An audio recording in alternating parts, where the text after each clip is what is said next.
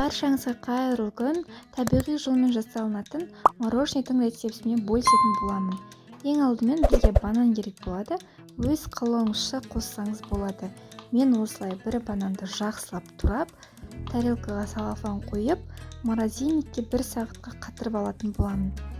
Осылай қатырып алсаңыздар, блендерден өткізгенде өте жақсы болады. Бетін осылай қатырдан пищевой пленкамен жауып қойыңыздар, бананымыз қарайып кетпеуі қажет. 1 сағаттан кейін біздің бананымыз қатты деген кезде бананымызды алып, осындай блендердің ішіне салатын боламын. Осындай блендер, өзіңізде қандай блендер болса, сонымен жасай берсеңіз болады. Одан кейін мен осындай құлпынайларды қатырып қойған болатым, соларды алып, өз қалауымша салатын боламын, өз керегімше. Мен құлпынайлы мороженді жақсы көремін негізі.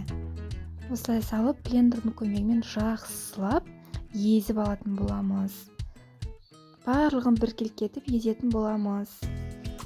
Міне бізде осындай мороженое пайда болды. Оның үстіне өз қалауыңызша сүт, және де 2 қасық сгущенка және де 1 қасық бал салдым.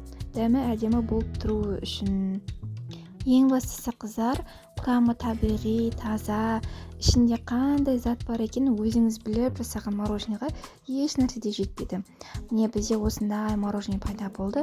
Енді бұны контейнерге немесе бір ыдысқа салып, морозке қатырып қоятын боламыз. 2 сағат, 3 сағат, немесе бүгін салып ертең алсаңыз да болады. Міне осындай әдемі мороженое пайда болды. Сіздер жасап көріңіздер.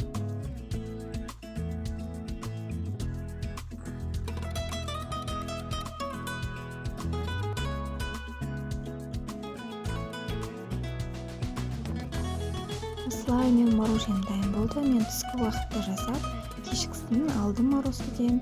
Примерно 3 сағаттай морозкіде тұрды. Осылай отбасыларыңызға ұсынсаңыздар болады.